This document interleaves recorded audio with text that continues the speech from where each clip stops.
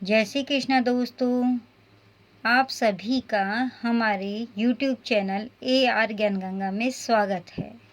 जैसा कि आप सभी को पता है कि करवा चौथ आने वाली है और करवा चौथ के लिए आज हम करवा चौथ की कहानी, पूजा विधि और करवा चौथ कब मनाई जा रही है, 31 को या 1, वो सब जानकारी आपके लिए लेकर आए हैं। लेकिन उससे पहले हम ये बताना चाहते हैं कि करवा चौथ का नाम करवा क्यों पड़ा है।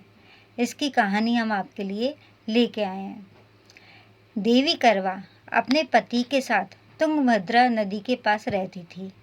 एक दिन करवा के पति नदी में स्नान करने गए तो एक मगरमच्छ ने उसका पैर पकड़ लिया और नदी में खींचने लगा। मृत्यु करीब देखकर करवा के पति करवा को पुकारने लगे। करवा दौड़कर नदी के पास पहुंची और पति को मृत्यु के मुंह में ले जाते मगर को देखा। करवा ने तुरंत एक कच्चा धागा लेकर मगरमच्छ को एक पेड़ से बांध दिया। करवा के सतीत्व के कारण मगरमच्छ कच्चे धागे में ऐसा बंधा कि टस से मस नहीं हो पा रहा था। करवा के पति और मगरमच्छ दोनों के प्राण संकट में थे। करवा ने यमराज को पुकारा और अपने पति को जीवन दान देने और मगरमच्छ को मृत्युदंड देने के लिए कहा। यमराज ने कहा, मैं ऐसा नहीं कर सकता क्योंकि अभी मगरमच्छ की आयु शेष है और तुम्हारे पति की आयु पूरी हो चुकी है। क्रोधित होकर करवा ने यमराज से कहा, अगर आपने ऐसा नहीं किया तो मैं आपको श्राप दे दूंगी। सती के श्राप से भयभीत होकर यमराज ने तुरंत मगरमच्छ को यमलोक भेज दिया और करवा के पति को जीवन दान दिया। इसलिए करवा चौथ के व्रत में सुहागिन स्त्रियां करवा माता से प्रार्थना करती हैं कि हे करवा माता, जैसे आपने अपने पति को मृत्यु के मुंह से वापस निकाल लिया, वैसे ही मेरी सुहाग की भी आप रक्षा करना। इस तरह करवा के कारण ही करवा चौथ मनाई जाती है। अब जानते हैं करवा चौथ कब मनाई जा रही है और करवा चौथ पूजन का समय क्या है। तो इस बार 1 नवंबर को 5:44 से शाम 7:02 तक की जा सकती है, पूजा की जा सकती है। राजस्थान की राजधानी जयपुर में 1 नवंबर को ही रात्रि 8:26 पर चंद्रोदय होगा। ज्योतिष परिषद एवं शोध संस्थान के अध्यक्ष ज्योतिषाचार्य पंडित पुरुषोत्तम गौड़ ने बताया कि इस वर्ष कार्तिक कृष्ण पक्ष की चतुर्थी तिथि 31 अक्टूबर मंगलवार को रात 9:30 से शुरू होकर 1 नवंबर को रात 9:19 तक है। ऐसे में उदय तिथि के अनुसार करवा चौथ का व्रत 1 नवंबर बुधवार को रखा जाएगा। करवा चौथ की पूजा 1 नवंबर को 5:44 से 7:02 तक की जा सकती है। अब जानते हैं करवा चौथ की पूजन सामग्री। करवा चौथ की संध्या पूजन में माता पार्वती और शिवजी की मूर्ति या फोटो, चंदन, अगरबत्ती, फूल, घी, बाती, मिठाई, गंगाजल, अक्षत, कुमकुम, दीपक, कपूर, सिंदूर, हल्दी, पानी का कलश, दक्षिणा के लिए पैसे, आसन और करवा चौथ व्रत कथा पुस्तक, श्रृंगार का सामान आदि की आवश्यकता होती है। इन सामानों को लेकर बैठें और फिर पूजा करें।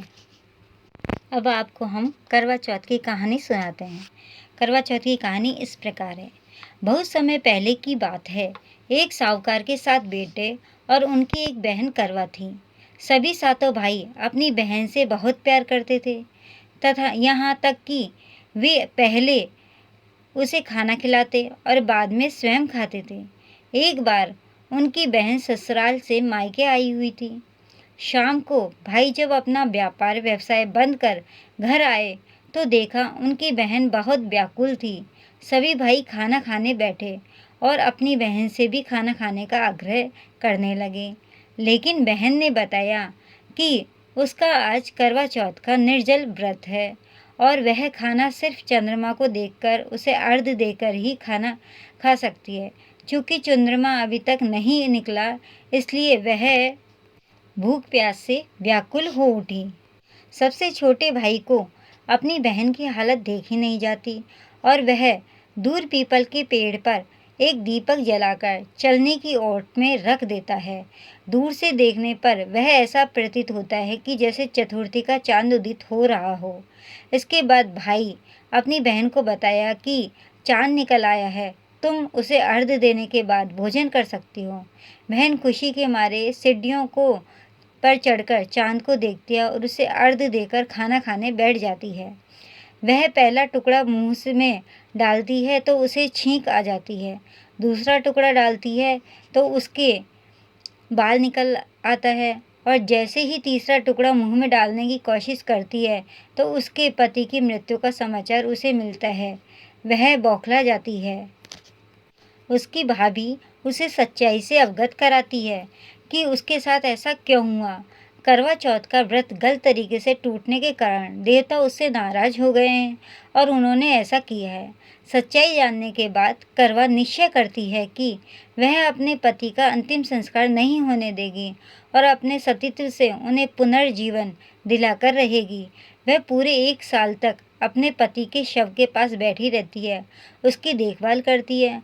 उसके ऊपर उगने वाली सुईनुमा घास को वह एकत्रित करती जाती है। 1 साल बाद फिर करवा चौथ का दिन आता है। उसकी सभी भाभियाँ करवा चौथ का व्रत रखती हैं। जब भाभियाँ उससे आशीर्वाद लेने आती है तो वह प्रत्येक भाभी से यम सुई ले लो, पिए सुई दे दो, मुझे भी अपनी जैसी सुहागिन बना दो, ऐसा आग्रह करती है। लेकिन हर बार भाभी उसे अगली भाभी से आग्रह करने का कह चली जाती है। इस प्रकार जब छठे नंबर की भाभी आती है तो उसे करवा उससे भी यही बात दोहराती है। यह भाभी उसे बताती है कि चूंकि सबसे छोटे भाई की वजह से उसका व्रत टूटा था, अतः उसकी पत्नी में ही शक्ति है कि वह तुम्हारे पति को दोबारा जीवित कर सकती है। इसलिए जब वह आए तो तुम उसे पकड़ लेना और जब तक वह तुम्हारे पति को जिंदा न कर दे उसे नहीं छोड़ना। ऐसा कहकर वह चली जाती है।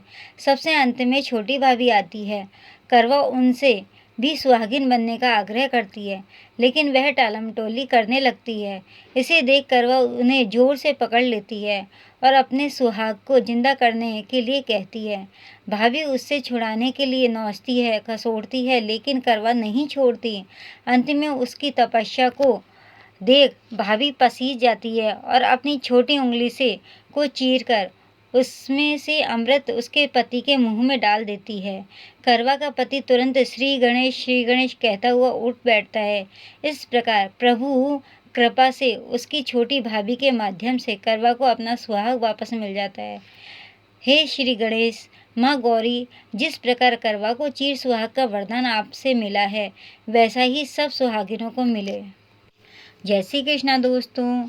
अगर आपको यह कथा अच्छी लगी हो और अगर आप कोई अन्य कथा भी सुनना चाहते हैं तो हमारे कमेंट बॉक्स में जाके कमेंट करें और हमारे चैनल को लाइक सब्सक्राइब ज़रूर करें और बेल आइकन दबाना ना भूलें, जिससे कि आपको हर कथा का नोटिफिकेशन मिलता रहे। जय श्री कृष्णा दोस्तों। जय श्री कृष्णा दोस्तों। आप सभी का हमारे YouTube